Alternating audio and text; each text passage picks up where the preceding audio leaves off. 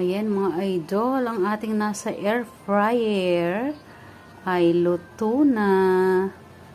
Ay, look at the ano naman, ang ganda-ganda ng appearance.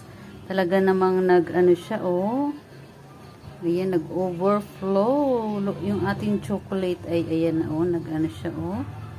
Ang ganda ng pagkakaluto ng ating banana loaf or banana bread. Ayan, no? Wow! Lami kaayo.